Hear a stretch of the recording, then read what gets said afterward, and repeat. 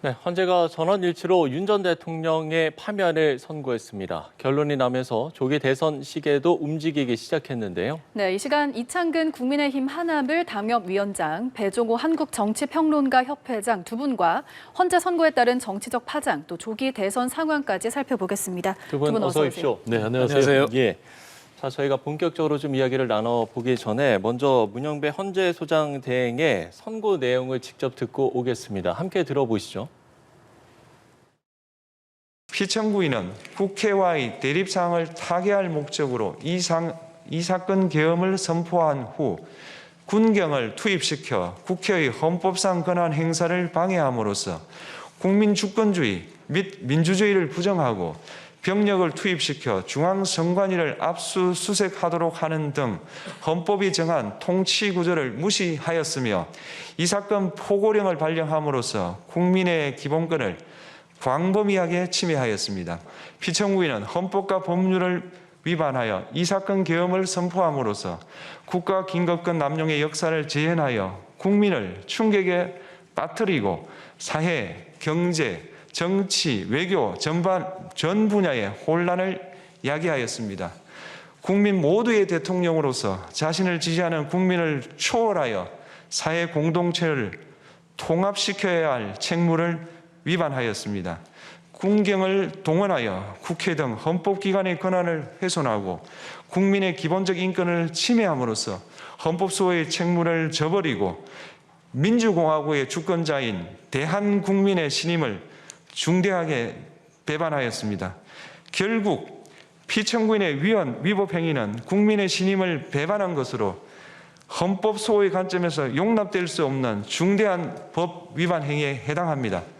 피청구인의 법 위반 행위가 헌법 질서에 미친 부정적 영향과 파급 효과가 중대하므로 피청구인을 파면함으로써 얻는 헌법 소의 이익이 대통령 파면에 따르는 국가적 손실을 압도할 정도로 크다고 인정됩니다. 이에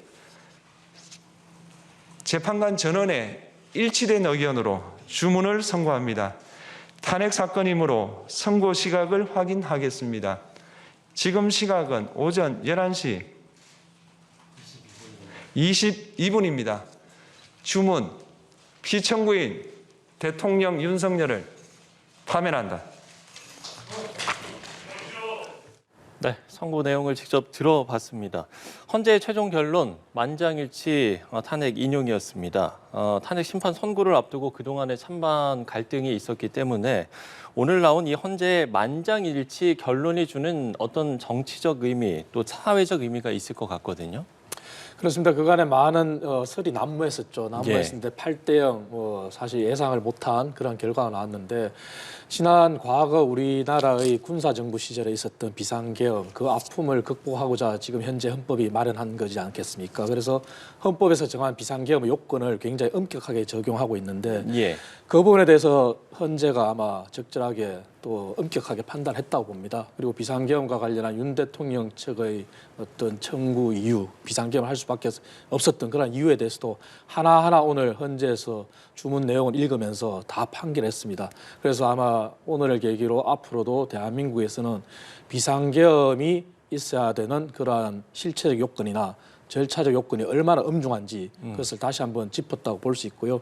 그리고 또다시 이제 우리가 바라봐야 될 것은 헌재에서 민주주의에 대한 의미를 굉장히 강하게 부여했습니다. 그것은 야당이 지금까지 보여줬던 탄핵 남발, 그리고 초유의 예산 감액 단독 심사, 그리고 법률안이 계속 협의가 안 됐는데도 불구하고 입법 독주를 향한 그런 야당에 대한 경고도 헌재에서 대화 타협으로 하는 것이 민주주의 정신이다 이렇게 얘기를 했었고요. 그리고 윤석열 전 대통령 측에도 분명한 메시지를 줬습니다. 국회라고 하는 그런 상권 분립의 원칙에서 협치를 해야 되는데 그런 협치의 대상으로 삼지 않았다.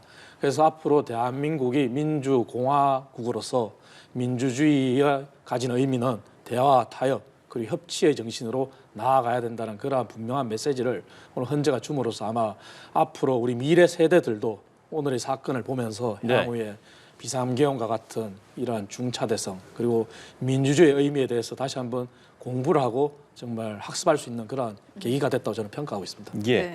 배종훈 협회장께서는 어떤 좀 의미를 부여하시겠습니까? 일단 저는 두 가지를 좀 주목해서 말씀을 드리고 싶은데요. 예. 첫 번째로는 헌법재판관들이 8대0 만장일치로 대통령 윤석열을 파면했다. 이 부분을 굉장히 주목하고 있고요. 두 번째로는 탄핵 소추 사유가 5가지입니다. 근데 이 5가지 탄핵 소추 사유에 대해서도 8명 전원이 이견 없이 이 부분에 대해서 책임을 물었다라는 부분을 저는 이제 굉장히 주목하고 지금 이제 박근혜 전 대통령에 이어서 지금 윤석열 대통령 이제 전 대통령이 되겠죠. 네. 2명의 보수 출신의 지금 대통령이 탄핵을 당해서 직에서 파면이 돼가지고 쫓겨났는데 이런 일이 앞으로 다시는 있어서는 안 되겠다라는 좀 말씀을 드리고요. 다만 지금 이제 굉장히 박근혜 전 대통령의 탄핵 국면에 비해서는 더 엄중한 상황입니다. 그때는 이제 일방적으로 박근혜 전 대통령을 탄핵해야 된다라는 그런 여론이 형성이 됐지만 지금 윤석열 전 대통령의 탄핵 소추 사유는 박근혜 전 대통령의 탄핵 소추 사유보다 훨씬 더 위중하거든요. 군대를 동원해서 비상계엄을 일으켰고 내란을 일으켰기 때문에 그럼에도 불구하고 강성 극우 세력들의 이 내란을 동조하는 선동하는 그런 것 때문에 박근혜 전 대통령 탄핵 국면보다 더 지금 보수와 진보 진영 대결이 심각한 이런 상황 아니겠습니까? 이런 상황에서 이제 만장일치의 결론을 내놨기 때문에 예. 이 결론을 만장일치로 낸 그 메시지 의미는 결국은 진영 갈등을 극복하고 통합의 나라를 만들어야 된다. 그렇지 않고는 이 나라의 미래가 없다라는 이제 그런 헌법재판관들의 고민이 담겼다라고 보여지고요. 그래서 저는 지금이라도 이 헌법재판관들의 이런 고민들을 여야 보수 진보 구분할 것 없이 100% 이 결론을 좀 수용을 해야 된다라는 좀 말씀을 좀 드리고 싶고요. 예. 그런 부분에 있어서 앞으로 윤석열 대통령이 좀 어떻게 나올지 상당히 좀 우려가 되지만 이런 헌법재판관들의 만장일치 결론을 좀 수용을 했으면 하는 그런 바람입니다. 예. 네. 윤 전 대통령 측은 비상계엄이 야당의 폭거를 국민에게 알리고 경각심을 주기 위한 이른바 계몽령이었다 이렇게 주장을 했는데 헌재는 이를 받아들이지 않았습니다. 또 말씀해 주신 것처럼 헌재는 국회가 주장했던 탄핵소추 사유 5가지를 모두 인정했고요. 이러한 사유들이 대통령을 파면할 정도로 중대한 위헌성, 위법성이 있다고 결론을 내렸는데요. 이에 관련해서 어떻게 좀 보셨는지 여쭤보겠습니다. 그렇습니다. 윤석열 대통령 측에서 당시 탄핵 심판 과정에서 비상계엄을 할 수밖에 없었던 사유에 대해서 충분히 설명을 했습니다. 네. 하지만 헌재는 그 사유가 헌법과 법률이 정한 비상계엄의 요건, 즉 국가 비상사태가 아니다. 그렇게 분명히 명시를 했고요. 그리고 선관이나 사법부에 대한 침해도 분명히 존재했다고 그렇게 했습니다. 그래서 비상계엄의 실체적 요건을 인정하지 않았고, 그리고 비상계엄을 하는 과정에 있어서 헌법과 법률이 정한 국무회의 심의 요건, 그 부분도 절차적으로 위배됐다는 걸 명시를 했습니다. 그러므로 이제 헌재는 5가지 우리가 쟁점이라고 했던 그런 부분들도 그간에 논란이 있었다고 생각했던 국회의원 체포와 관련된 부분, 그리고 국회를 과연 진짜 봉쇄할 의도가 맞았는지, 국회의 표결을 방해할 의도가 맞았는지 그러한 부분에서 치열하게 논쟁이 있었는데 그 부분도 윤석열 대통령 측의 뜻을 하나도 들어주지 않았습니다. 예. 그 정도로 헌재는 이제 헌법과 법률 위반 정도가 크다고 봤겠죠. 하지만 중요한 부분은 그렇습니다. 이렇게 5가지 요건을 다 윤석열 대통령이 헌법과 법률을 위배했다 하더라도 헌재가 또 하나 명시한 부분을 우리가 주목해야 될 부분은 파면에 이르게 할 정도로 중하냐 했을 때 파면에 이르게 할 정도로 중하다고 했습니다. 하지만 파면을 할 경우에 얻는 가치가 헌법 수호 이익이라 그랬고, 파면을 함으로써 또 손실을 보는 국가적인 손실도 분명히 있다고 했습니다. 하지만 파면에 따른 헌법 수호 이익이 파면에 따른 국가 손실을 더 상회하기 때문에 예. 파면에 이른다 이렇게 했거든요. 그래서 이 말씀을 왜 드리냐면은 오늘로서 윤석열 대통령이 전 대통령이 되고 탄핵 사건이 종결이 됐지만 야당은 이렇게 헌법재판관의 탄핵 판결은 형법과 다르게 법률을 위반했을 때 무조건 벌금형이나 징역형이나 이렇게 선고를 해야 되는 게 아닙니다. 설사 법률 위반했다 하더라도 그 직을 파할 정도로 중하냐를 판단하는 거거든요. 중대성을 예, 말씀하시는 그렇습니다. 거죠. 그래서 예. 그 중대성이 오늘 헌재가 밝힌 것처럼 헌법 수호의 이익과 파면했을 때 손실을 볼 수 있는 국가적 손실, 상호 비교해서 이익이 크기 때문에 파면한 거거든요.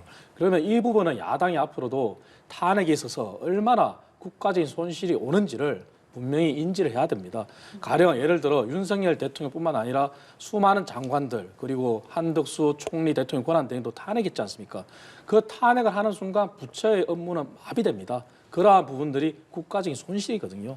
그래서 이러한 부분들을 헌재의 판결을 야당도 오늘은 좀 겸허히 받아들이고 대통령은 파면됐지만 앞으로 야당도 국정의 동반자로서 어떻게 가야 될지를 분명히 좀 인지를 해줬으면 하는 게 바람입니다. 네, 탄핵 관련해서 말씀해 주셨는데 어떻게 들으셨나요? 네, 야당도 여당을 국정의 동반자로 인정해야 된다라는 그런 말씀은 당연한 얘기죠.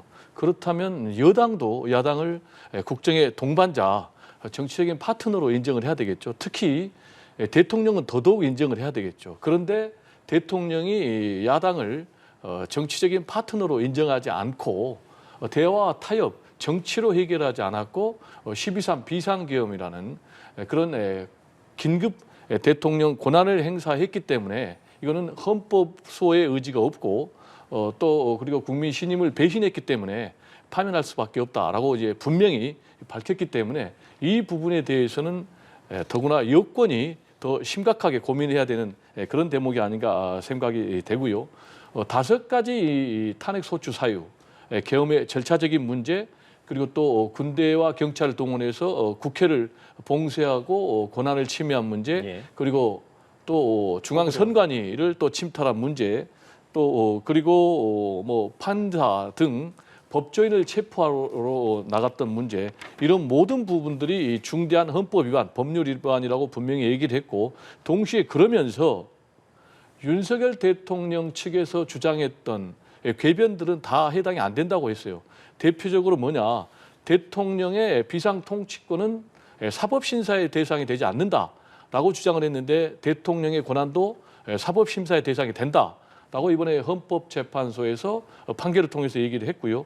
그리고 뭐 단시간 만에 국회 비상계엄을 해제를 했다라고 했는데 단시간에 해제했다 할지라도 비상계엄의 사유는 그대로 존재한다 라면서 이 잘못된 12.3 비상계엄 내란에 대해서 책임을 물었고요. 또 내란죄를 왜 탄핵 소추 사유에서 처리했느냐, 이런 부분에 대해서도 이거는 분명히 적법한 절차였다라고 헌법재판소에서 판결을 내렸고요.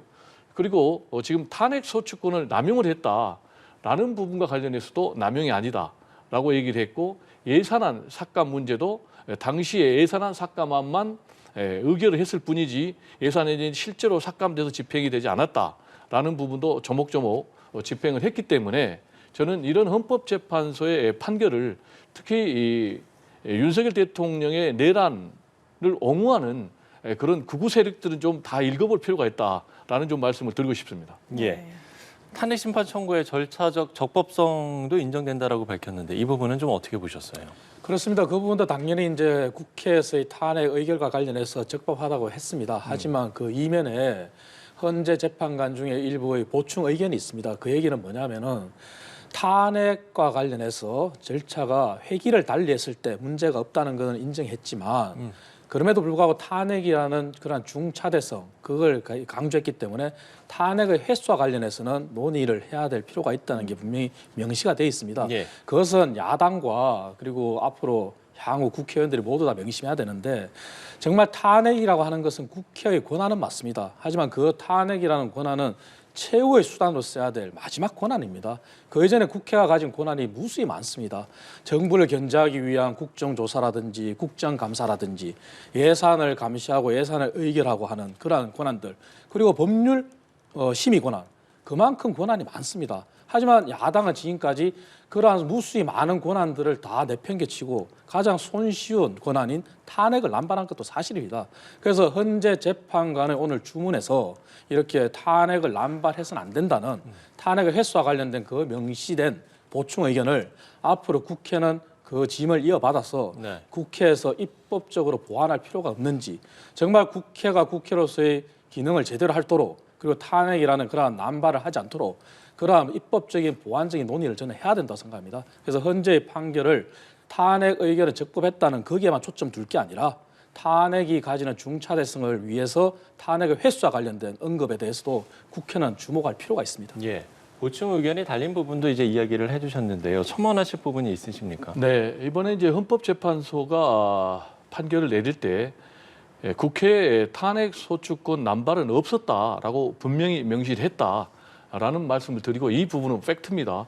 그러면 이제 왜 국회 탄핵 소추가 남발이 아니었느냐라는 것과 관련해서는 이번에 헌재가 두 가지 근거를 내놨어요. 하나는 국회 탄핵 소추가 적법한 절차에 따른 것이다라는 것이 하나 있고요. 두 번째로는 피소추인, 그러니까 윤석열 전 대통령이 되겠죠. 윤석열 전 대통령의 헌법 위반, 법률 위반이 소명이 됐다라고 분명히 명시를 했어요. 이 얘기는 뒤집어서 얘기를 하면 윤석열 대통령의 헌법 위반, 법률 위반이 있었기 때문에 국회가 탄핵 소추를 한 것입니다. 그렇다면 또 뒤집어서 얘기하면 그러면은 윤석열 대통령을 포함한 고위공직자들이 헌법과 법률을 위반해도 탄핵 소추를 안 해야 되는 겁니까? 만약에 이번에 국회가 윤석열 대통령이 헌법과 법률을 위반해도 탄핵 소추를 하지 않았다면 윤석열 대통령은 여전히 대통령직을 유지하는 거예요. 그리고 또 제2, 제3의 비상계엄도 할 수가 있는 거예요. 그래서 이런 부분에 대해서 헌재가 분명히 명확하게 판결했다라는 말씀을 좀 드리고요. 그리고 절차적인 적법성과 관련해서 세 가지를 헌재가 지적을 했는데 예. 첫 번째, 국회 법사위에 왜 조사를 안 하고 탄핵 소추 의결서를 국회가 통과를 시켰느냐.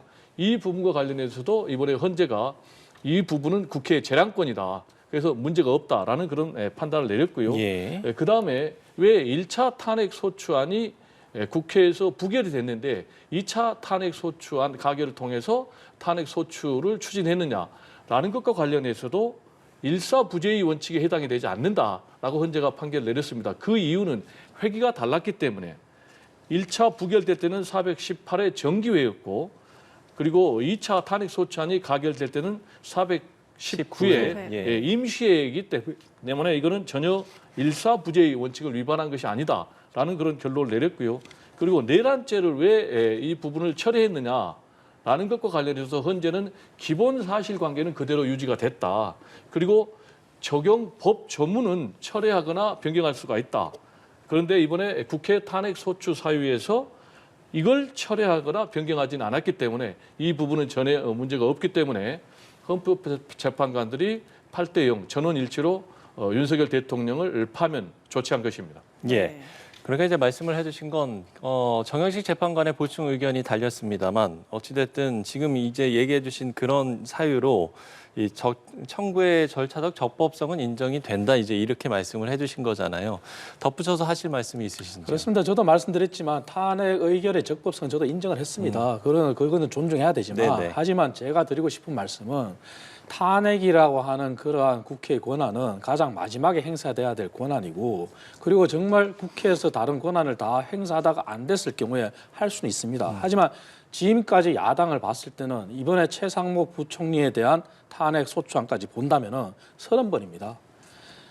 대통령 임기가 지금 오늘로서 끝이 났지만 만 3년이 되지 않아서 30번이라는 것은 굉장히 과한 겁니다. 그렇기 때문에 정영식 재판관의 보충 의견, 예. 탄핵이 일사부재의 원칙을 어긴 것도 아니고 회기를 바꿨기 때문에 한 거 저도 인정을 합니다. 맞지만 그럼에도 불구하고 탄핵의 횟수에 대해서 그 발의 횟수에 대해서 논의를 할 필요가 있다는 그러한 의견은 야당이 좀 기는 담아 들을 필요가 있습니다. 그래서 네. 그것이 탄핵이 가진 중차대한 그런 의미를 다시 한번 되새기자는 뜻이고요, 제가. 예.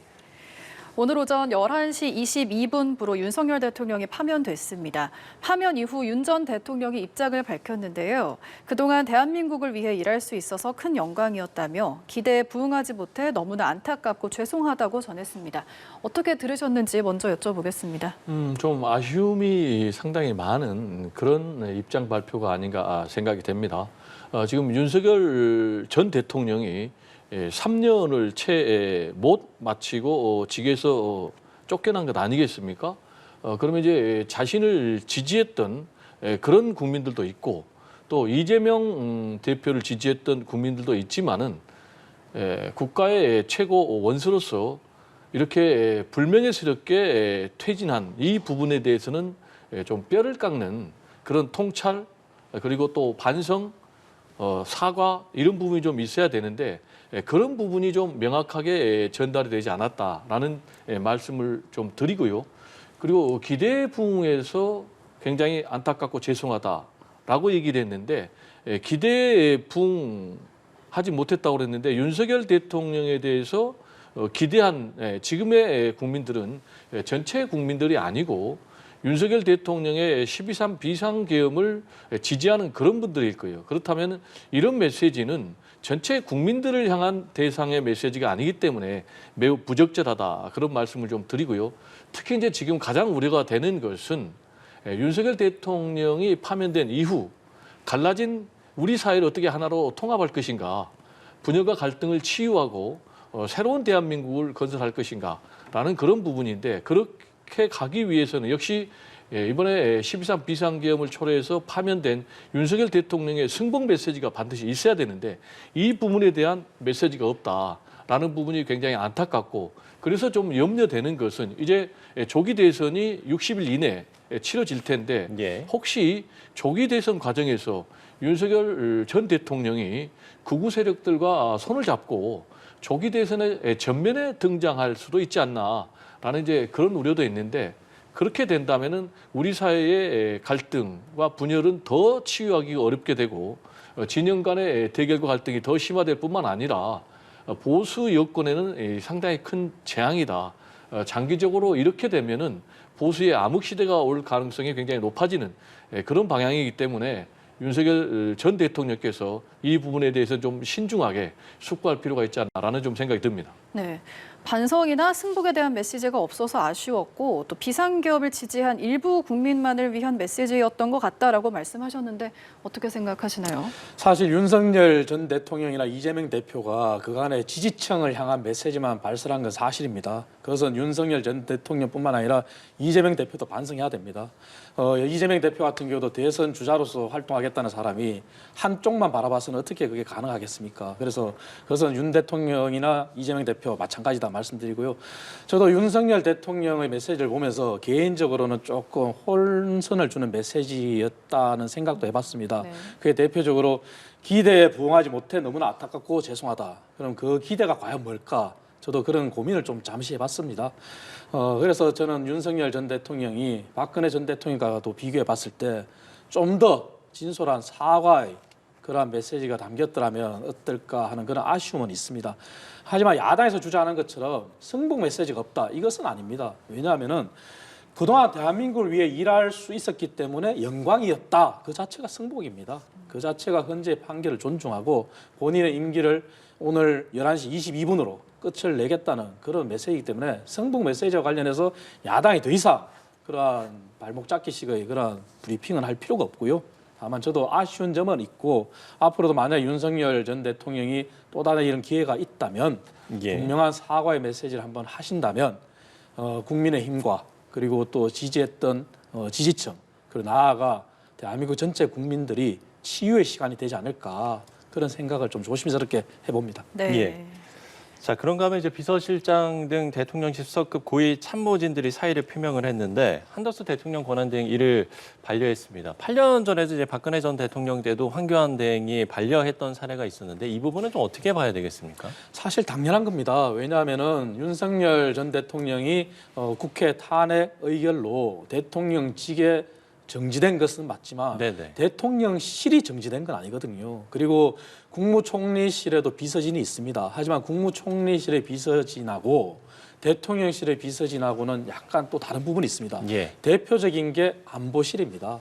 지금 현재 안보라고 하는 분은 군사적인 안보도 있지만 경제 안보도 얼마나 중요하지 않습니까? 그러한 부분들이 국무총리실의 비서 기능으로는 제한이 돼 있습니다. 그렇기 때문에 지금 현재 한덕수 총리 대통령 권한 대행이 남은 60일간 다음 대선이 치러질 때까지 국정을 수습하고 예. 그리고 대외 통상이나 이런 여러 가지 문제에 대해서 대응하기 위해서는 대통령실의 비서진의 기능이 필수적입니다. 그렇기 때문에 반려하는 것은 당연하고 행여나 야당이 이런 것조차도 발목 잡게 한다면은 그건 정말 국정을 마비시키는 것이거든요. 그래서 비서진의 사표를 반려하는 것은 당연하다. 그리고 네. 앞으로 대통령실의 비서진들은 대통령 권한 대행을 중심으로 정말 철두철미하게 돌아가야 된다. 특히 제가 말씀드린 것처럼 안보실 그리고 경제수석실 이러한 부분들의 역할이 앞으로 더 중대할 것이다. 저는 그렇게 평가하고 싶습니다. 예. 국정 수습을 위해서는 당연한 선택일 수밖에 없을 것이다 이렇게 이야기를 해주셨는데요. 동의하시는지요? 네, 그렇죠. 국정 공백이 있어서는 안 되겠죠. 예, 예. 일단 뭐 15명의 대통령 보좌진들이 이 사의를 표명한 거는 도의적인 책임 차원에서 사의를 표명한 것으로 그렇게 해석이 되는데, 그렇지만 이분들이 개인 윤석열을 보좌한 것은 아니고 대통령 윤석열을 보좌를 했기 때문에 대통령 윤석열이 이제 파면이 돼서 자리에서 쫓겨났고, 지금 권한대행 한덕수 총리가 대통령직을 수행하고 있기 때문에 국정 공백을 없게 하기 위해서라도 이분들이 당연히 한덕수 권한대행을 보좌하는 것이 맞다. 그리고 한덕수 국무총리 권한대행도 이분들의 사의 표명을 반려하는 것이 맞다. 말씀하신 것처럼 앵커께서 지난번 박근혜 전 대통령 탄핵 때도 보좌진들이 전원 사의를 표명을 했지만 황교안 권한대행이 다 반려를 했고, 예, 맞습니다. 이분들이 또 황교안 권한대행을 보좌를 했지 않습니까? 지금 이제 한덕수 권한대행에게 가장 중요한 일은 뭐겠습니까? 최대한 이 조기 대선을 성공적으로 잘 치러서 국정 안정을 이루는 것, 그리고 당면한 이 뭐 외교 문제, 통상 문제, 그리고 또 민생 경제 문제, 또 안보 문제, 이런 부분에 대해서 하루빨리 좀 안정을 시켜야 되는 것 아니겠습니까? 그리고 또 무엇보다도 이제 국민 통합이 굉장히 중요한데, 이런 부분들을 차질 없이 하기 위해서는 역시 15명의 보좌진들의 도움이 좀 꼭 필요하다. 그래서 이분들이 뭐 대통령 윤석열과의 개인적인 인연을 떠나서 국가에 대한 공직자로서, 또 고위공직자로서 역할을 다할 필요가 있다라는 좀 말씀을 강조하고 싶습니다. 네. 헌재 선고가 나온 이후 양당의 반응도 한번 살펴보겠습니다. 국민의힘 권영세 비대위원장은 국민 여러분께 진심으로 사과한다며 여당으로서 역할을 다하지 못한 데 대해서 책임을 통감한다라고 말했고요. 민주당의 이재명 대표는 위대한 국민들이 위대한 민주공화국 대한민국을 되찾아 주셨다며 무너진 민생, 평화, 경제를 회복시키겠다 강조했습니다. 이 두 당의 반응 어떻게 보셨습니까? 사실 국민의힘의 권영세 비상대책위원장과 민주당의 이재명 대표의 어떤 위치나 향후 행보는 다를 거라고 생각합니다. 그래서 이렇게 다른 메시지가 나왔다고 생각하는데, 예. 국민의힘 권영세 비상대책위원장의 대국민 사과 메시지, 분명한 사과, 진솔한 사죄는 정말 잘한 거라고 저는 평가하고 싶습니다. 그리고 우리 국민의힘이 앞으로 이러한 모든 어려운 난국을 극복하고 차기에 있을 그런 조기 대선에 준비해야 되는 것도 사실이고요. 하지만 이재명 대표는 말씀드렸다시피 가지고 있는 위상이 굉장합니다. 차기 대선 주자 1위를 달리고 있고, 하지만 이재명 대표가 대선에만 매몰돼서 오늘 이렇게 멘트를 하는 것은 정말 적절하지 않다, 이렇게 보고 있습니다. 왜냐하면 지금은 국민들에게도 치유의 시간을 줘야 됩니다. 그러나 그 치유의 시간에 앞장서야 될 것이 이재명 대표와 같은 그런 중량감 있는 정치인이 해야 될 일이거든요. 그러니까 이재명 대표는 통합의 메시지를 먼저 냈어야 됩니다. 하지만 통합의 메시지는커녕 본인의 대선을 향한 그러한 민생, 평화, 경제를 회복하겠다? 이건 아니죠. 그래서 앞으로 남은 기간 동안에도 이재명 대표는 나서서, 주말에도 지금 양 광장에 양 진영이 나온다고 하지 않습니까? 이래서는 안 된다. 정말 일상으로 돌아가자. 그리고 우리가 함께 통합하고 대한민국을 함께 다시 한번 일으키자. 이러한 메시지를 내보낼 때만 이재명 대표가 재평가 받겠죠. 하지만 저는 이재명 대표가 앞으로도 그런 메시지를 낼지는 정말 의문스럽습니다. 네. 이재명 대표가 통합 메시지를 내지 않은 것이 좀 아쉽다고 말씀하셨는데 어떻게 들으셨나요? 우리 이제 위원장님의 역할이 있겠지만, 네, 팩트를 좀 왜곡하면 안 된다라는 좀 말씀을 드리고 싶은데요. 이재명 대표의 메시지를 보면 크게 세 가지예요. 하나는 이 공을 다 국민들께 돌린다라는 게 하나고요. 그리고 두 번째로는 이런 비극적인 부분에 대해서는 자신도 깊이 성찰하고 책임을 통감한다. 그리고 세 번째로는 앞으로 대통합 정신을 가지고 민생과 평화, 민주주의 회복에 앞장서겠다라고 분명히 밝혔거든요. 그런데 이재명 대표가 통합을 전혀 얘기하지 않았다라는 것은 이제 사실관계가 맞지 않고요. 이재명 대표는 앞으로 어떤 행보를 할까? 제가 볼 때는 뭐 가장 유력한 그런 대선 주자고 또 수권 정당의 대통령 후보답게 어느 누구보다도 무거운 책임감을 가지고 행보를 할 것이다. 그리고 언행도 굉장히 세심하게 주의를 펼칠 것이다. 그래서 어느 때보다도 낮은 자세의 행보를 할 것이다. 그리고 무엇보다도 이재명 대표 같은 경우는 본인이 대통령에 당선이 된다 하더라도 대통령 당선되는 것으로 끝나는 것이 아니라 지금 윤석열 전 대통령을 중심으로 강력하게 뭉쳐있는 이 극우 세력들의 문제를 어떻게 해결할 것인지, 갈라진 진영 간의 대결 문제를 어떻게 해결할 것인지, 이 부분에 대한 해결이 나오지 않으면 만약에 본인이 집권해도 굉장히 불안한 그런 대통령의 시대가 계속되기 때문에 저는 이재명 대표가 이 부분에 대해서는 굉장히 신중하고 지혜로운 처신을 할 것이다, 이렇게 기대를 합니다. 예. 자, 그런가 하면 윤 전 대통령이 파면되면서 국민의힘이 3년 만에 집권당 지위를 잃었습니다. 앞으로 이제 궁금한 건 앞으로 윤 전 대통령과 당의 관계 설정 어떻게 좀 될 것인가, 이 부분이 좀 관심인데 어떻게 좀 될 거라고 전망을 하세요? 일단 윤석열 전 대통령은 오늘부로 이제 과거형이 됐습니다. 예. 과거형이 됐고 우리 당은 오늘 권영세 비상대책위원장의 진솔한 사과로 이제 미래형으로 나아가야 됩니다. 그런 과정에서 아마 자연스럽게 윤 전 대통령하고의 관계가 정리가 될 텐데요. 그러기 위해서 당 내부의 어떤 혼란, 당 내부의 통합도 시급합니다. 예. 왜냐하면 우리 당은 이제 그간에 민주당과 다르게 당내 민주주의를 굉장히 강하게 보여줬습니다. 다시 말씀드려서 탄핵과 비상경과 관련해서 당내의 다양한 의견들을 다 존중을 했습니다. 예. 그리고 당 지도부가 나서서 어떤 한 방향으로 방향을 설정하지도 않았고요. 그래서 의원들 한 사람 한 사람이 헌법기관으로서 각자의 자율 의견을 다 표출했습니다. 하지만 이러한 자율 의견이 이제는 미래형으로 나아가기 위해서 하나로 뭉쳐야 되겠죠. 그 뭉쳐지는 가장 기본적인 과정은 그거라고 생각합니다. 이재명 대표에 대한 어떤 대립각이겠죠. 그 예. 얘기는 이재명 대표가 통합을 얘기하셨다고 하지만 이재명 대표가 지금까지 계속 주장하는 것은 말씀하신 것처럼 윤석열 대통령과 그리고 윤석열 대통령을 중심으로 거리에 나온 사람들을 다 극우로 내모는 그러한 자세거든요. 그것은 통합이 아니죠. 거리에 나온 사람들이 물론 극우도 있고 또 젊은 청년도 있고 많은 시민들이 있습니다. 그분들은 그분들의 판단에서 나온 겁니다. 그렇다면 모든 사람을 아울러서 안아야 됩니다. 그러면 더 이상 저희 당에 대한 비난을 하기보다는 네. 본인의 비전을 보여주길 바라고요. 우리 당대로 이제 미래형으로 가기 위해서 우리도 사죄와 통합을 향한 메시지를 분명히 낼 겁니다. 그래서 앞으로 이러한 과정 속에서 윤석열 대통령과 관련해서는 더 이상 저희 당의 그러한 어떤 나쁜 그러한 이미지와 같은 그런 말씀은 자제해 주기를 이재명 대표께 간곡히 부탁드리고 저희 당 앞으로 미래로 나아가겠습니다. 예. 연장선에서 좀 질문을 드려보면 지금 국민의힘 내부에서는 어쨌든 탄핵 찬반 지금 입장에 갈려 있는 상황인 거잖아요.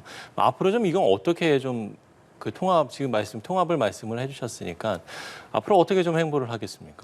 뭐 일단 내일은 이제 저희 당이 통상 업무로 좀 공식적인 일정이 없습니다. 예. 그리고 이제 일요일 날 오후에 의원총회가 예정되어 있습니다. 예. 그런 의원총회를 통해서 자연스럽게 많은 다양한 의견이 나올 거라고 생각합니다.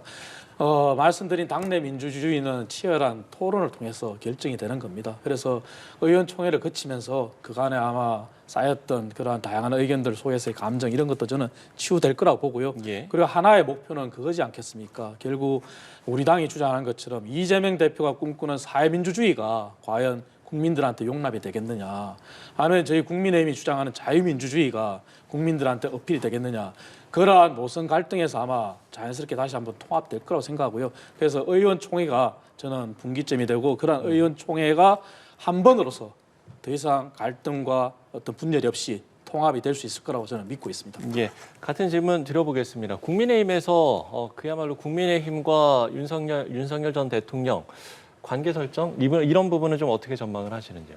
상당히 좀 난제인 것 같아요. 지금까지 이 권영세 비대위원장, 권성동 원내대표, 윤석열 전 대통령하고 확실한 선긋기를 하지 못했잖아요. 그래서 당내 중진 포함해서 대부분의 의원들이 윤석열 대통령의 12.3 비상계엄 내란을 옹호하는데도 그냥 수수 반감만 했거든요.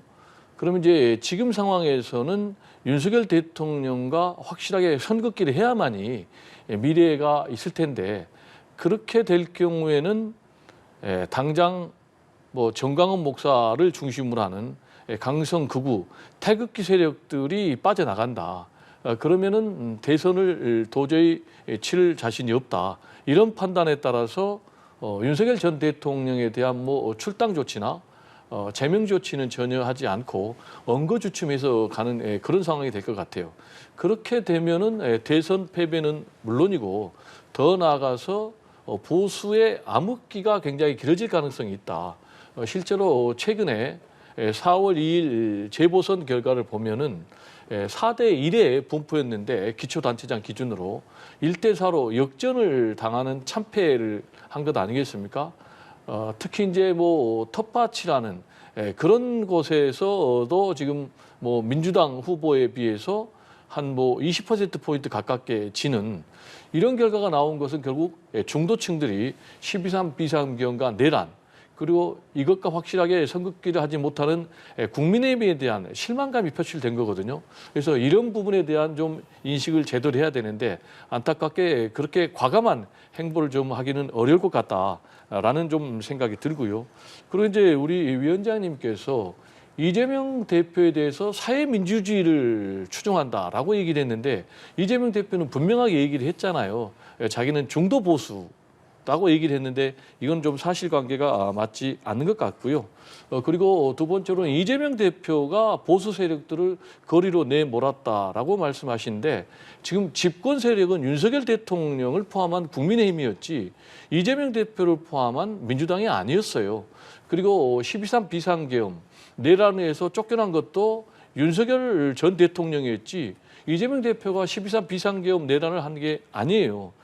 그리고 또 국민의힘은 당내 민주주의가 확보가 되어 있는데 민주당 같은 경우는 전혀 그렇지 않다라고 얘기했는데 잘 아시겠지만은 국민의힘 같은 경우는 당 대표도 윤석열 대통령 말 한마디로 다 쫓아냈어요. 완전 사당화됐고 그러다 보니까 뭐 친윤 중심으로 다 공천을 받았는데 국민의힘은 당내 민주주의가 확보가 되어 있는데 민주당은 그렇지 않다라고 얘기하는 것은 좀 사실관계가 맞지 않는 일방적인 시각의 주장이 아닌가 생각이 듭니다. 네. 예, 반론 기회 드리죠. 네, 예. 그 이재명 대표의 사회민주주의는 저의 평가입니다. 그리고 우리 교수님의 평가도 있겠지만 이재명 대표가 중도 보수라고 그렇게 했지만 또다시 노선을 변경하고 말 바꾸기를 많이 했습니다. 제가 이재명 대표가 왜 사회민주주의라고 평가하냐면 민주주의에도 사회민주주의가 있고 자유민주주의가 있습니다. 이재명 대표가 주장하는 기본소득을 비롯한 기본 시리즈 그것은 사회민주주의에 가깝다는 게 저의 판단입니다. 저도 경제학자로서 경제를 공부한 사람으로서 얘기하는 거고요. 또 최근에는 어떤 얘기를 했습니까? 국부펀드를 얘기하면서 엔비디아 같은 한국판 엔비디아의 30% 지분을 국민한테 나눠준다. 그런 발상을 하지 않습니까? 국민들이 투자한 소득에 대해서 배당을 받는 것은 그건 합당합니다. 하지만 국부펀드의 재원이 만약에 국고라면 그 국고를 통해서 일으킨 회사의 주식을 나눠준다? 그게 사회민주주의가 아니고 뭐겠습니까? 그거는 그에 대한 저의 개인적인 판단이고 저의 주관적인 판단은 존중해 주시길 바랍니다. 예. 마찬가지로 짧게 반론 듣고 다음 주제로 넘어가겠습니다. 네, 기본소득뿐만이 아니고 기본주택이라든지 기본금융이라든지 여러 가지가 있다. 그래서 정책적인 아이디어를 내놨다고 그래서 사회민주주의자로 몰고 가면은 좀 상당히 좀 오버한 거고 차라리 좀 국민의힘도 이런 뭐 국부펀드라든지 또는 뭐 기본 시리즈라든지 좀 정책적인 이슈를 가지고 정치를 좀 주도할 필요가 있다. 군대를 동원해서 정치를 실종시키는 그런 선택보다는 그런 말씀을 좀 드리고 싶고 예. 실제로 TSMC 같은 경우 대만 같은 경우도 결국 국부펀드로 조성이 된 것이다라는 좀 말씀을 드립니다. 네. 다음 주제로 넘어가 보도록 하겠습니다. 윤 전 대통령은 정치에 입문한 지 8개월여 만에 대권을 잡으면서 초고속으로 정점에 올랐습니다. 하지만 임기를 3년도 채우지 못하고 헌정사상 두 번째 탄핵된 대통령이라는 불명예를 입고 퇴장했는데요. 윤 전 대통령이 그동안 보여줬던 이 국정 운영 방식에 대해서는 어떻게 평가하시는지 좀 여쭤보겠습니다. 저는 오늘 현재 재판관의 판결문에 국회를 협치의 대상으로 봐야 되는데 그러지 못했다. 거기에 모든 게 담겨 있다고 생각합니다. 그러한 부분에 대해서는 저희 국민의힘이 오늘 사과를 통해서 모두 이제 이렇게 밝힌 부분이고요. 사실 윤석열 대통령의 어떤 고뇌나 그러한 정치적인 괴로움 그 부분도 오늘 헌재에서 인정을 했습니다. 하지만 그러한 정치적인 괴로움이라는 게 정치적인 고독함이라는 게 야당의 일방 폭주에 의해서 윤석열 대통령이 하고자 했던 정책들을 하나도 제대로 실현하지 못한 것 그리고 정부가 협의하지 않은 부분에 대해서 야당이 입법권을 입법 독재식으로 통과시킨 점 그리고 거부권을 행사하면 또다시 도돌이표로 반복된 점 이러한 부분에 대해서도 헌재에서는 오늘 지적을 했습니다. 그래서 윤 대통령의 정치적인 고독감 그리고 야당의 폭주에 의한 정치적인 외로움 그런 부분들도 존중은 돼야 되지만 그 방식이 협치나 아니면 헌법과 법률의 테두리에서 했으면 좋았을 거라는 그러한 아쉬움이 존재하는 거죠. 그래서 오늘 헌재의 판결문에 이 두 가지가 명시됨으로 인해서 아마 우리 국민들도 분명히 아셨을 거라고 생각합니다.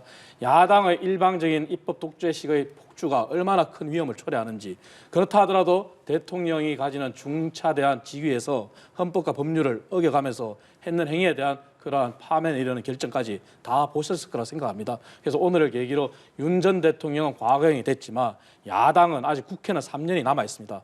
그 3년 동안 야당이 오늘과 같은 똑같은 입법 독주식의 독재를 한다면은 아마 앞으로도 국민들만 피해가 갈 것이고 국가만 국익에서 손해가 볼 거라 저는 생각합니다. 네, 같은 질문 협회장님께도 좀 드려보겠습니다. 어떻게 네. 평가하시나요? 독재를 지향한 것은 윤석열 전 대통령이 지향을 했고 결국 거기에 대해서 헌법과 법률에 따라서 헌법재판소가 책임 물어서 대통령직을 파면했다. 이거는 저의 주장이 아니고 엄연한 팩트다라는 좀 말씀을 드리고요. 저는 이제 윤석열 대통령이 파면된 걸 통해서 우리 국민들이 좀 유념해야 될 것은 역시 정치 초보 대통령은 다시는 뽑으면 안 되겠다. 정치를 전혀 모르니까 검찰권을 동원해서 오히려 정치의 정치적 파트너로 인정해야 될 야당, 제1야당 그리고 제1야당 대표 죽이기만 나선 것 아닌가. 특히 이제 더 나아가서 검찰권으로도 안 되니까 군대까지 동원해서 독재를 지향하다가 스스로 정치적 자살로 귀결된 것이 아닌가 좀 생각이 되고요. 그리고 두 번째로는 앞으로 좀 검사 출신의 대통령을 뽑는 데는 좀 우리가 지양을 해야 되겠다. 왜냐하면 검사 출신들은 모든 사안에 대해서 흑백 논리로 판단하기 때문에 그리고 또 대상을 범죄자, 피의자로만 판단하기 때문에 대화와 타협으로 문제를 해결하기보다는 상대를 섬멸해야 될 적으로 규정하고 나가는 그런 대결 정치만 하다 보니까 이런 문제가 온 것이 아닌가. 특히 이제 윤석열 전 대통령의 임기 3년 동안 4가지 이제 개혁을 주장을 했지 않습니까? 뭐 노동, 의료, 그리고 교육, 연금. 근데 아무 개혁의 성과가 없는 것 아니겠습니까? 특히 이제 의료 개혁 같은 경우는 문제를 해결하는 것이 아니라 오히려 나라를 절단내는 그런 정치를 했는데 이런 부분을 좀 우리 국민 유권자들도 좀 냉철하게 돌아볼 필요가 있다라는 좀 말씀을 드리고요. 마지막으로는 앞으로 새로운 정부가 들어서고 새 대통령이 들어선다면 지금 정치 검찰에 대해서는 좀 반드시 손을 봐야 된다. 그래서 검찰 개혁에 대해서는 국민들이 공감하는 그런 선에서 확실하게 좀 결과물을 만들 필요가 있지 않나라는 좀 생각이 듭니다. 예. 자, 윤 전 대통령에 대한 두 분의 윤 전 대통령의 국정 운영 방식에 대한 평가를 좀 들어봤습니다. 자, 그런가 하면 저희가 이제 앞서도 이야기를 했습니다만 한덕수 대행이 앞으로 이제 새로운 대통령이 뽑힐 때까지 국정을 이끌어가게 되는데 뭐 얘기해 주신 뭐 과제들이 상당히 좀 많을 것 같습니다. 뭐 국민 통합, 또 국정 안정 여러 가지 과제들이 있을 것 같은데 오늘 이제 탄핵 선고 후에 한덕수 대행이 직접 대국민 담화에 나섰는데 먼저 이 내용을 좀 듣고 저희가 이야기를 계속 좀 나눠보도록 하겠습니다. 듣고 오시죠. 헌정사상 두 번째로 현직 국가 원수의 탄핵이라는 불행한 상황이 발생한 것을 무겁게 생각합니다. 저는 대통령 권한대행으로서 국가 안보와 외교에 공백이 없도록 굳건한 안보 태세를 유지하겠습니다. 주권자인 국민 여러분의 뜻을 받들어 헌법과 법률에 따라 다음 정부가 차질 없이 출범할 수 있도록 차기 대통령 선거 관리에 최선을 다하겠습니다. 모든 공직자 여러분께도 당부드립니다. 우리에게는 안정적인 국정 운영이라는 중대한 소임이 있습니다. 국민 한 분 한 분의 일상에 아무 흔들림이 없도록 하는데 매진해 주시길 바랍니다. 정치권과 국회에도 대한민국의 미래를 위해 차이를 접어두고 힘과 지혜를 모아주실 것을 간곡히 부탁드립니다. 네, 한덕수 대행의 이야기를 들어봤습니다. 말씀을 드린 대로 그야말로 뭐 외교, 안보, 경제 정말 뭐 많은 과제들이 있을 텐데 새로운 대통령이 뽑힐 때까지 좀 어떻게 국정을 운영해야 된다라고 보시는지요? 역시 이제 국정 안정이 가장 중요하겠죠. 그리고 국정 안정을 위해서는 여야 초당적인 협력이 있어야 될 텐데 그런 차원에서 저는 여야정 국정협의체가 지금 제대로 작동이 안 됐거든요. 그거는 뭐 어느 정도 이해가 돼요. 이 탄핵 심판 선고가 남아있기 때문에 여야가 치열하게 대결적인 그런 국면으로 치닫다 보니까 그런 결과가 나왔는데 저는 이제라도 한덕수 권한대행이 여야 대표를 좀 방문했으면 좋겠어요. 그래서 저는 여야정 국정협의체를 좀 초당적으로 빨리 작동이 되도록 해야 된다. 특히 이제 추경이 굉장히 급하거든요. 근데 이제 추경과 관련해서도 지금 민주당에서는 35조를 얘기를 하고 있는데 특히 이제 지금 정부에서는 여야 합의를 전제로 10조만을 얘기를 했거든요. 근데 뭐 금액이 너무 차이가 난다라는 걸 떠나서 정부가 예산 편성권이 있다면은 예산 심의권은 국회가 있거든요. 그래서 이런 태도는 굉장히 잘못된 태도다라는 말씀을 좀 드리고 싶고요. 그리고 이제 두 번째로는 역시 지금 관세 정쟁이 굉장히 심각하지 않습니까? 예. 그리고 민생 경제 문제도 심각하고 특히 이제 무엇보다도 60일 이내 6월 3일 대선이 뭐 가장 유력해 보이는데 그렇다면 이 대선을 안정적으로 치러야 되기 때문에 이 문제와 관련해서도 역시 여야의 협조가 있어야 되니까 협조를 좀 끌어내는데 최선을 다해야 되겠고 그리고 마지막으로 좀 당부하고 싶은 것은 지금 헌법을 위반을 거의 대놓고 하는 그런 문제가 우리 사회에 대두되고 있어요. 윤석열 대통령은 뭐 군대를 동원해서 12.3 비상계엄을 했지만 헌재에서 두 차례나 마흔여 헌법재판관 후보자를 임명하지 않는 것은 위헌이다라고 판결을 내렸거든요. 그랬는데도 아직까지 지금 안 하고 있어요. 그러면 그것도 100번 양보해서 뭐 윤석열 전 대통령에 대한 탄핵 심판이 진행 중이니까 안 했다고 그렇다면은 이제는 끝났으니까 당장 사실은 오늘이라도 임명을 했었던 것이 맞고요. 이걸 최대한 빠른 시간 내에 마흔여 헌법재판관 후보자를 임명을 해서 헌법재판소가 구인체제 완전체가 될 수 있도록 하고 더 이상 대한민국에 헌법 위반을 대놓고 하는 그런 고위공직자가 나와서는 안 된다라는 말씀을 좀 드리고 싶습니다. 예. 산적한 과제들 어떻게 좀 풀어나가야 되겠습니까? 예, 말씀하신 것 관련해서 먼저 하나만 좀 바로 짚으면요. 예. 헌법 위반이라고 말씀하셨는데 헌재에서 한덕수 총리 대통령 권한 대행에 대한 판결을 했을 때 마흔여 재판관을 임명하지 않은 것은 헌법 위반이 맞지만 직을 파할 정도로 중하진 않다고 판결했습니다. 그러면 그 판결도 존중받아야 됩니다. 그 얘기는 한덕수 총리 권한 대행이 마흔여 재판관을 임명하지 않더라도 면죄부를 준 거나 마찬가지입니다. 그렇다면은 우리 현재 헌법재판소 법이 가지고 있는 맹점입니다.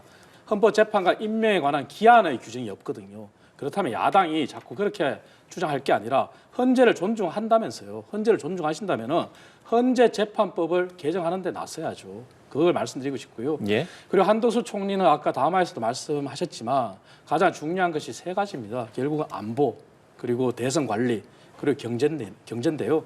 안보는 이미 오늘 긴급 NSC 회의를 통해 가지고 대북 도발 이런 부분에 대해 점검을 했습니다. 그리고 한미일 함께 공조를 해서 여기에 대응하겠다 했고요. 그 대선 관리는 아마 그 어느 때보다 중요할 것입니다. 그리고 이번 탄핵 과정에서도 부정선거와 관련해서 많은 문제가 제기됐지만 헌재가 인정하지 않았습니다. 그리고 지난 총선을 계기로 부정선거와 관련한 대비를 선관에서 충분히 했다. 그렇게 했기 때문에 그러한 부분이 연장되도록 그래서 더 이상 부정선거가 얘기 나오지 않도록 대선 관리를 철저히 해야 될 거고요. 마지막으로 이제 경제인데 이 경제는 지금 한덕수 총리 권한 대행이 한계가 있을 수밖에 없습니다. 왜냐하면 트럼프발 관세 전쟁이 제3차 세계대전에 준할 정도로 전 세계를 대상으로 했지 않습니까? 하지만 우리나라 관세율이 지금 25%로 상호관세가 다른 어떤 EU나 일본보다도 높습니다. 하지만 이 부분은 한덕수 총리 권한 대행이 하고 싶어도 다른 나라의 해외 정상이 응하지 않을 수가 있습니다. 왜? 위치가 다르기 때문에. 그래서 이 부분은 국회가 또 그 기능을 보완할 수 있습니다. 다시 말해서 국회는 하나의 헌법기관입니다. 국회의원들마다 각국을 대상으로 다 의원 외교 채널이 있습니다. 그렇다면 이 부분을 야당이 정말 협조를 해주신다면 이러한 부분에서 정말 앞장서야지 아니면은 또다시 현대차와 같은 그런 민간이 단독으로 나서서 해결해야 되는 그런 상황이 오거든요.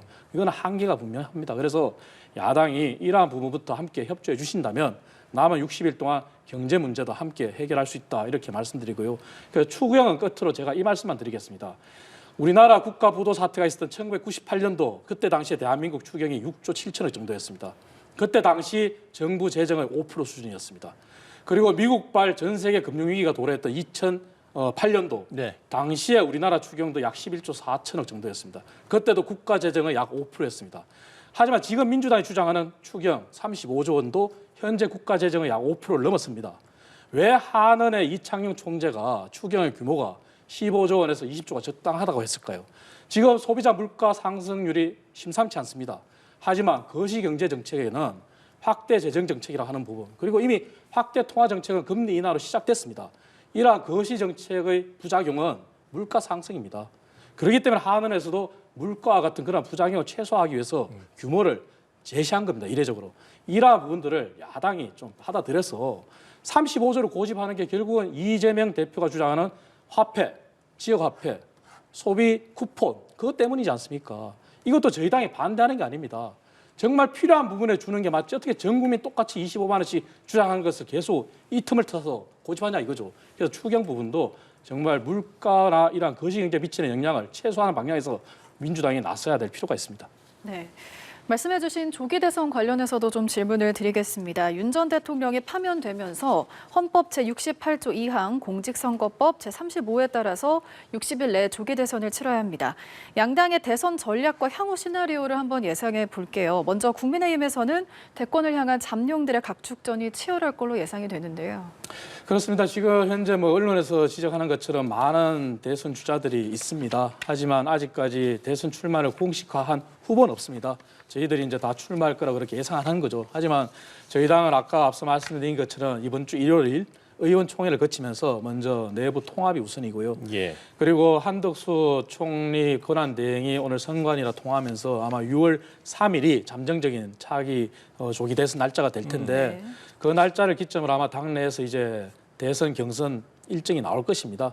그 과정에서 이제 후보들이 하나둘 공개 출마 선언을 할 수가 있겠죠. 하지만 그 과정까지 남아있는 시간 동안에는 우리 당 내부의 통합도 통합이고 그리고 국민들의 통합을 위한 치유의 시간이 우선이다. 그래서 그러한 관점에서 아마 오늘 오세훈 서울시장을 비롯한 많은 그러한 대선 주자들이 아직까지 출마 선언보다는 통합과 그리고 현재의 결과에 승복해야 된다는 그런 메시지를 앞다투 내고 있고요. 그래서 저희 당은 좀 더 치유의 시간과 그리고 통합의 시간을 좀 더 가진 이후에 대선 주자들이 본격적으로 움직일 수 있다. 그런 말씀드리겠습니다. 네. 민주당은 가장 유력한 대권 주자 이재명 대표 대세론이 대선까지 쭉 이어질지도 좀 궁금합니다. 어떻게 보시나요? 네, 이재명 대표는 이제 사법 리스크가 남은 이제 유일한 변수 중에 하나였는데 위증 교사가 무죄 1심에서 받은 데 이어서 공직선거법도 2심에서 무죄가 받으면서 사실상 대선 때까지 사법 리스크는 제로가 됐다라고 평가를 할 수밖에 없어요. 그러면 지금도 뭐 민주 진보 진영에서는 70%가 넘는 압도적인 지지를 받고 있고 이런 상황에서 과연 비명계에서 이재명 대표에게 뭐 필적할 만한 후보가 있겠는가? 변수도 없고 그렇다면 이재명 대표가 민주당의 후보가 되는 것은 뭐 거의 기정사실화된 상황이 아닌가 이렇게 생각이 되고 이재명 대표는 뭐 최대한 빠른 시일 내에 빠르면 뭐 다음 주 월요일이라도 당 대표직을 사퇴를 하고 예. 본격적인 대선 준비에 들어갈 가능성이 굉장히 높고요. 국민의힘 같은 경우는 좀 상당히 오리무중인 것 같아요. 지금 누가 나와도 이재명 대표에게는 양자 대결에서 비교가 되지 않을 정도로 뭐 최근에 보면은 이재명 대표가 양자 대결에서는 50% 이상의 압도적인 그런 지지를 받고 있고 국민의힘의 후보를 다 합친 그런 지지율이 뭐 이재명 대표 개인의 지지율에 턱없이 부족한 상황에서 누가 나와도 지금 대선 승리가 어려운 그런 상황인데 과연 이런 상황에서 보수에서는 가장 높은 지지율을 보이고 있는 김문수 후보가 그대로 대권의 주자가 될 것인지 아니면은 뭐 오세훈, 홍준표 또는 한동훈 이런 사람들이 뭐 경선 과정을 통해서 역전극을 만들어낼 수 있을지 이런 부분이 이제 관전 포인트인 것 같고요. 이 과정에서 역시 더 중요한 것은 국민의힘 같은 경우는 지금까지 찬탄과 반탄 또 친윤과 반윤 그러니까 탄핵을 찬성하는 한동훈 세력대 탄핵을 반대하는 뭐 반한동훈 세력들이 있었단 말이에요. 그래서 이 세력들이 과연 어떻게 분열을 계속해서 극복을 해낼 것인지 아니면 분화를 넘어서 분열을 계속할 것인지 이런 부분을 좀 지켜볼 그런 대목이다라는 말씀을 좀 드리고요. 아까 이제 우리 위원장님께서 추경과 관련해서 너무 이제 일방적인 시각만 얘기를 하니까 일단 추경과 관련해서는 추경의 필요가 있느냐 없느냐 이 부분이 굉장히 중요할 것 같아요. 그런데 추경의 필요에 대해서는 민주당에서는 오래전부터 강력하게 주장을 했지만 사실상 국민의힘에서는 거부에 가까운 그런 회피 모습을 보이고 있다가 최근에 추경 찬성 입장으로 돌아섰는데 그러면 이제 남은 문제는 추경이에요. 아까 이제 우리 규모인데 우리 위원장님께서 얘기한 것이 한은에서 요구한 추경 규모는 15조에서 20조거든요. 근데 지금 국민의힘에서는 찬성하는 게 10조예요. 그리고 민주당에는 35조고 그러면 35조는 틀리고 10조는 맞는 거예요. 하는 기준으로 하면. 그래서 이 부분은 규모는 서로 여야 정치권이 협상할 문제다. 그래서 이거 어느 한쪽 35조니까 나쁘고 그러면 10조는 작으니까 좋다. 이런 시각은 제가 좀 동의하기 어렵다라는 말씀을 드립니다. 예, 알겠습니다.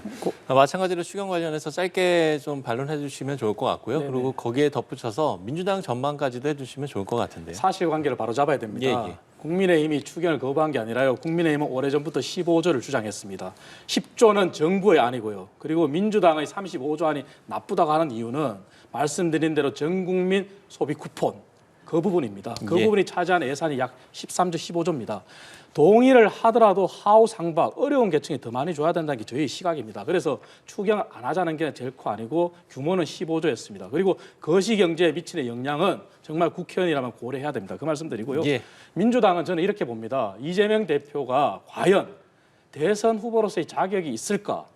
그 부분도 뭐 저희 개인적인 판단이라고 이렇게 말씀하시겠지만 저희 개인적인 판단으로는 현란한 법 기술을 보여준 게 이재명 대표입니다. 지금도 보십시오. 대장동 재판과 관련해서 정인 출석을 안 하고 있지 않습니까? 그래서 오죽하면은 검찰과 재판부가 구인 절차에 나서겠다는 얘기까지 하겠습니까? 그전에도 마찬가지로 선거법도 얼마나 많은 재판 지연을 했습니까? 물론 재판부의 판결은 존중해야 된다고 저는 생각합니다. 그래서 선거법을 2심에서 무죄를 받았고 위정교사도 1심에서 무죄를 받았지만 그렇다 하더라도 아직까지 재판은 진행 중입니다. 그리고 대장동 사건도 여전히 진행 중인데 왜 대장동 사건은 또 정인을 출석 안 하고 재판을 지연시키고 있습니까? 이러한 부분들에 대해서 과연 대통령이라는 사람도 중요하지만 대통령이 직위 가지는 그러한 중차대한 의미에서 과연 이재명 대표가 자격이 있을까? 현란한 법 기술을 얼마나 많이 보여줬는지 국민들이 저는 판단할 거라고 저는 생각합니다. 예, 이번에 협회장께 반론의 기회 드리겠습니다. 네, 현란한 법 기술은 윤석열 전 대통령, 김건희 여사가 더 보여주고 있는 것 아닌가. 국민들은 그렇게 생각할 가능성이 훨씬 크다고 보고요. 그리고 이재명 대표는 압도적인 대선 주자 1위입니다. 이렇게 판단을 하고 있는 것은 국민들입니다. 그런데 이재명 이런 대표를 향해서 대선 후보 자격이 없다라고 우리 위원장님께서 얘기하는 것은 일반 국민들의 의견을 무시하는 것이다. 굉장히 오만한 것이다라는 말씀을 드리지 않을 수가 없고요. 예. 이재명 대표가 위증교사에서도 무죄를 받았습니다. 그리고 공직선거법 2심에서도 무죄를 받았습니다. 이것이 법 기술에 의한 것입니까? 아니면 검찰의 수사와 기소가 무리한 수사와 기소였다라는 것을 의미하는 겁니까? 특히 이제 공직선거법 2심 무죄를 받은 결정적인 이유는 검찰이 증거를 조작을 한 거 아니겠습니까? 그리고 사건 자체를 조작을 한 것 아니겠습니까? 그래서 공소장 변경까지 사법부가 요구를 했고, 그리고 무혐의 판단을 받았는데, 무죄 판단을 받았는데, 이것이 과연 이재명 대표의 법기술을 질타할 문제인지, 아니면 증거까지 조작하면서 유력 대선 주자 그리고 제1야당 대표 죽이기에 나선 검찰을 질타해야 될 문제인지는 좀 예. 심각하게 생각을 해보시라는 말씀을 드립니다. 알겠습니다. 자, 끝으로 한 가지 질문을 두 분께 드려보겠습니다. 그야말로 초단기 레이스이기 때문에요. 어떤 부분을 좀 관전 포인트로 삼을 수 있을지 이 부분을 끝으로 좀 한 말씀씩 듣겠습니다. 먼저 협회장께 질문 드려보죠. 결국은 대선은 뭐 크게 보면 41대 59의 싸움이에요. 예. 지난번에도 뭐 0.7%포인트 차로 승부가 갈렸지 않습니까? 그렇다면은 결국 이 승패를 결정짓는 분들은 중도층, 또 특히 이제 서울을 포함한 수도권의 표심이거든요. 예. 근데 이 중도층에서 압도적으로 민주당 이재명 대표가 우위에 있고 또 정권 교체 여론이 압도적으로 우위에 있거든요. 그러면은 중도층에서 대거 이탈해서 민주당 이재명 대표적으로 간 결정적인 이유는 두 가지라고 저는 보거든요. 하나는 12.3 비상계엄과 내란, 그리고 또 극우화되고 있는 국민의힘. 근데 국민의힘이 여전히 이런 극우 세력들과 절연하지 못하고 끌려다니는 모습을 계속해서 보인다면 저는 뭐 대선은 결과는 필패가 불보듯 뻔한 일이다라는 말씀을 좀 드리고요. 그거 외에는 다른 변수는 좀 없어 보입니다. 예. 마찬가지로 같은 질문 드려보겠습니다. 네, 협회장께서도 굉장히 오만한 발언을 저희 국민의힘을 통해서 하시는데 그건 좀 자제해 주셨으면 좋겠고요. 저는 이번 대선은 결국 경제라고 생각합니다. 왜냐하면 대한민국 경제가 지금 0% 성장률에 지금 육박하고 있습니다. 결국 얼마나 위기 상황이겠습니까? 그래서 결국 국민들이 주목할 것은 내 삶의 변화. 결국 내 삶이 얼마나 윤택해지고, 그리고 대한민국 중소기업들, 소상공인, 자영업자들의 경제가 얼마나 나아질까. 거기에 저는 이번에 경제 관련 대통령, 그래서 나라를 어떻게 이끌 대통령, 거기에 방점이 있다고 봅니다. 그래서 아마 여야가 그러한 경제 문제, 내 삶을 변화시킬 사람이 누구냐, 그런데 어필을 하는 것이 결국 대선을 좌우할 거라고 저는 그렇게 생각합니다. 네. 윤석열 전 대통령의 파면과 관련해서 오늘 두 분과 함께 이야기 나눠봤습니다. 오늘 말씀 고맙습니다. 고맙습니다. 네, 감사합니다.